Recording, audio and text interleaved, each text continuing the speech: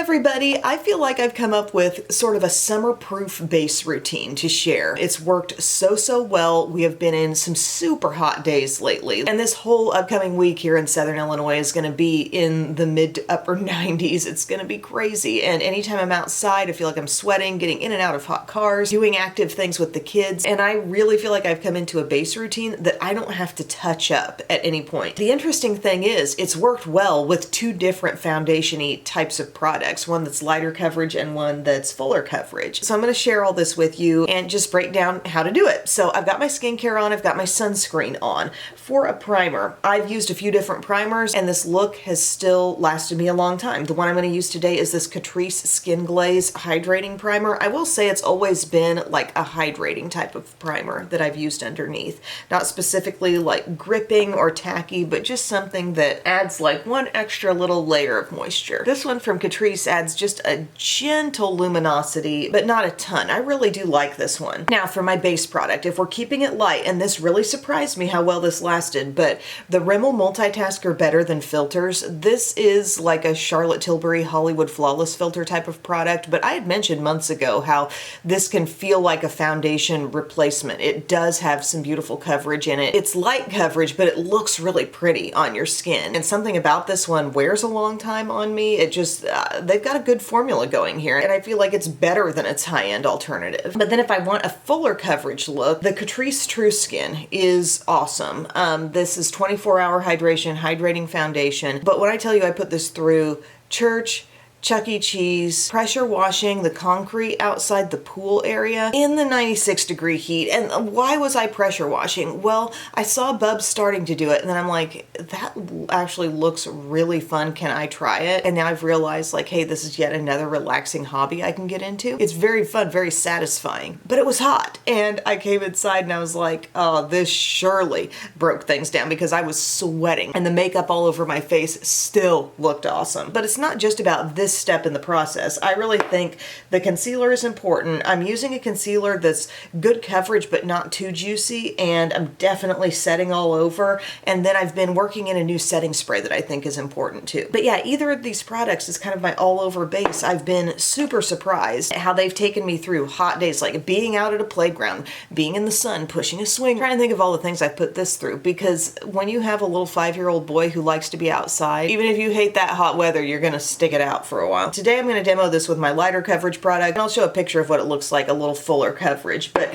the concealers and the powders really come in and complete the look so well. So Rimmel Multitasker in the shade 003 Light. So we're going to apply this. I feel like I put it on pretty generously. Just really swipe on quite a bit all over. Hi, Bisky. Now with the Catrice foundation, I blended that out with a sponge, but this, you know, I want to maintain a little coverage with this. This is a lighter product, and I feel like the brush does better. But when I tell you this makes my skin look beautiful, like I just love the way this looks. Yeah, it is glowy, but it's adding a little coverage, and it just makes me so happy when I see my skin looking like this. Super duper pretty. We love it. But a certain concealer is wearing really well, and it's from Rimmel again, and it's the Multitasker concealer. Shade I wear is called Sand. Now this is a concealer that covers super well, but it doesn't add a ton of extra moisture, and I feel this is where good base products and also a good skincare routine and also maybe a little extra hydration in the primer all kind of come to reach out a hand to this product and say, hey, you can live on this skin and still look good all day. We'll handle the hydration, you just give good staying power and really good coverage. So I'm going to put this on in my concealer areas. It's potent, you don't need a lot of it, so notice how I'm just kind of doing dots. Dots where I need it. And then if I was in the mode of, you know, using a sponge to blend this out, I might just continue on and like use a small brush to start blending this and then a sponge to finish it off. But since I'm just in brush mode today, we're gonna stay with this little e.l.f. Duo brush the whole time. And this is just gonna completely handle coverage needs. As you can see, full coverage, no question. And it wears alongside other Rimmel products really good. I've loved this with Rimmel Lasting Finish Foundation. Could you plug Lasting Finish into this routine? Probably. But after I realized how good the look was with this as my base, I thought, I'm plugging in Catrice. with this just to see, and we're really well with that foundation too. Now I'm taking the larger side, now that I've just spread out my dots a little more, taking the larger side and dabbing it in. Oh. And if you don't have a lot of full coverage needs all over your skin, you're gonna put this concealer on where you need it and then feel like, wow, this is really adequate. And that's the base. Because now you're less shiny in those problem areas too. But yet everything has had a good chance to blend. I don't feel like there's any jump off from like my full coverage on my under eye to my lighter coverage elsewhere on the face. You know, we've blended well and it really wasn't even a lot of work. Now, setting powder is important. You need to set. These have been my constants, okay? So the constant stuff in the routine has been this concealer and these setting powders, and then the setting spray that I'll get to. But the Wet n Wild Photo Focus Loose in the light pink, or is it soft pink? Soft pink. I've got a small assistant here next to me. I'm picking that up, I'm putting it on my under eye with the knowledge that we can dust away any excess that's there, but we want to make sure we just top that off. I swear my under eyes looked just unchanged by day's end in heat. I wouldn't say I was dripping sweat, but I was most definitely doing some sweating. Under eye and T-zone is basically the name of the game with that powder. And then I go in with just an extra brush and I say, hey, anybody not here for the long haul? And we dust it away. Or kind of feel like I'm more so integrating it, working it in, whatever does not immediately dust away. But that's looking so, so good. Again, I'm full coverage up on the under eye, but I can still see like some freckles down in here. It's fine. Then we're taking the Maybelline Superstay Hybrid 24-Hour Powder Foundation. I wear the shade 128. We're using it lightly. This is not our primary coverage. We're not trying to move mountains with this stuff. We're just trying to take any sort of somewhat tacky texture that we're feeling on our skin, and we're trying to even that out and make it all sort of equalized. Yes, I've hit major pan on this. We're gonna kind of avoid the under eye area and mainly keep this on the other planes of the face, the cheeks, down in here. We'll get on the forehead too more.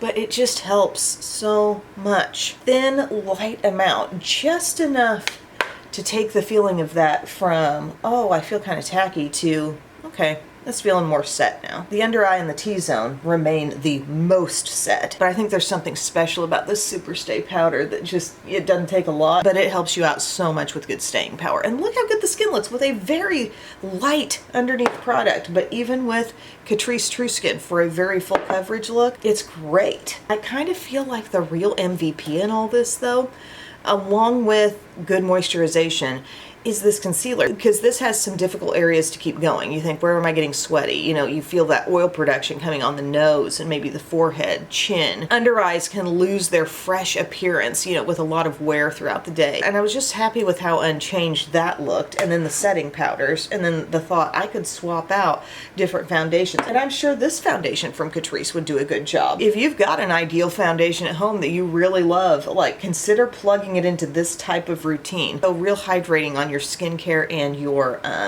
priming step. Like, think, do I have just any kind of hydrating primer? That would be good. I'm going to continue on with some blush and bronzer and highlighter, and then I'll show you the very low-cost setting spray that I think is helping seal this in. Here's where we're at now with bronzer, blush, and highlighter applied, and I'm so happy with the way this looks, but I also think that a factor in the long wear, lately I've been doing powder steps here. I know I do talk about how layering a cream and a powder can be good for staying power, but also just a really pigmented powder can last well too without adding that additional layer of something that's moisture packed to your skin, you know? So today I use this bronzer. I love this little Dollar Tree bronzer. LA Colors Matte Bronzer. The shade is Bronzed Beauty.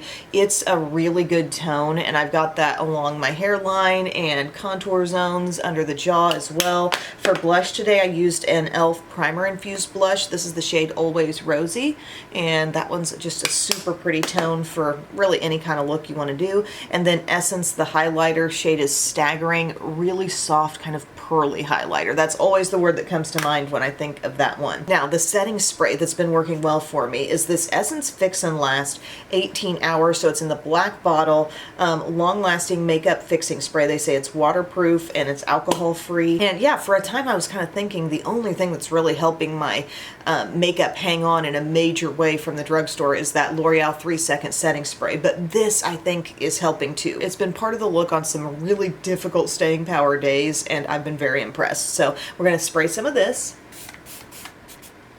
Maybe 6 mists, I guess. Just enough to feel that going all over your face. I do think it knocks down the powdery look just a little bit, but I think that's helping with the staying power. If you're looking for a new one to try that makes a difference, you might go for that. It's very inexpensive too. So I'm just gonna finish off my look now, and I'll be back to show you how it goes. Okay guys, so here's my end look for the day. I left you at the setting spray, and then I did my brows.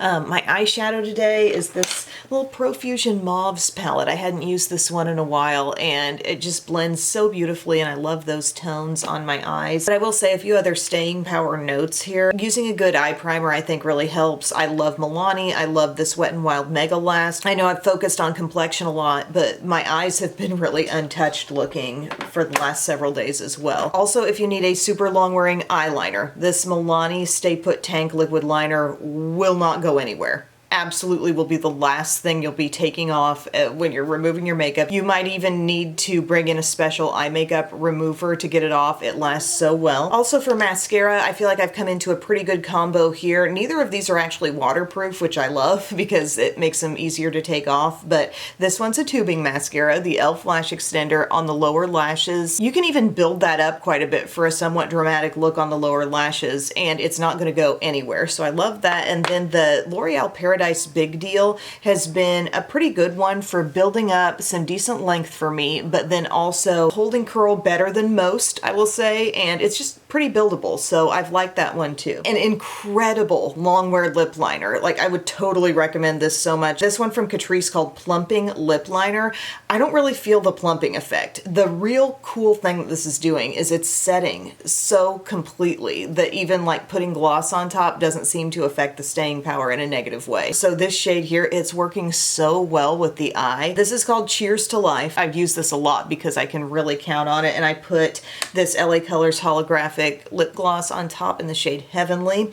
The other liner I have from this range is really, really nude. Still long wear, but just doesn't show up quite as well on my lips, and it's called Understated Chic, but I may try more of those because that is just so awesome. So anyway, guys, thank you so much for watching. I really enjoy this complexion look. If you're using real multitasker underneath, you know, you will get an overall like more of a glowy look, but it's still like my skin feels consistent all over. Not worried about it transferring off at all, but this definitely tried and tested in terms of a fuller coverage look that comes off more matte. I know that's a hydrating foundation, but the way I set it, it's going to come off a little more matte. But yeah, guys, I hope this is helpful. Thank you so much for taking time to watch, and I'll see you again soon. Love you.